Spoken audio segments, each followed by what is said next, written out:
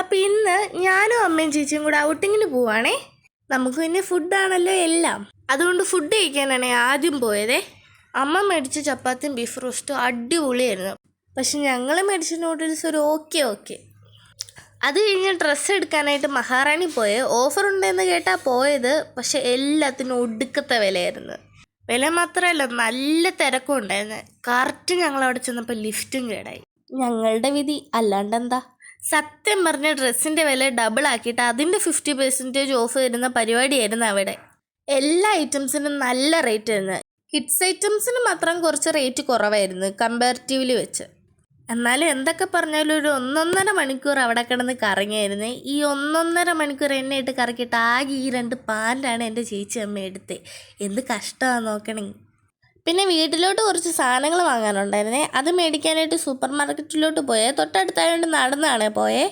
പിന്നെ ഇതാണ് ഞാൻ പഠിക്കുന്ന സ്കൂളെ. പിന്നെ അത്യാവശ്യം നടന്ന് സൂപ്പർ മാർക്കറ്റിലെത്തി. സാധനങ്ങളൊക്കെ അമ്മയാണ് എടുക്കുന്നത്. അപ്പം ഞങ്ങൾ ചുമ്മാ ഇങ്ങനെ കറങ്ങി അതിൽ നടക്കുമായിരുന്നു. ആ സമയത്ത് ഈ സിപ്പപ്പ് കണ്ടേ. പിന്നെ അത് 2 വാങ്ങിച്ച്. പിന്നെ ഇതൊന്നും വാങ്ങിച്ച ഒരാളില്ലടേ.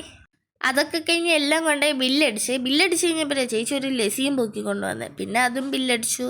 പിന്നെ ആ ലസ്സിയൊക്കെ കുടിച്ച് അവിടുന്ന് ബസ് സ്റ്റോപ്പിലോട്ട് പോയി. പിന്നെ അവിടുന്ന് ബസ്സൊക്കെ കയറി വീട്ടിലോട്ട് പോയി. അവിടെ ചെന്നപ്പോഴമ്മ പറഞ്ഞ് മീൻ വാങ്ങണം എന്ന് പറഞ്ഞ്.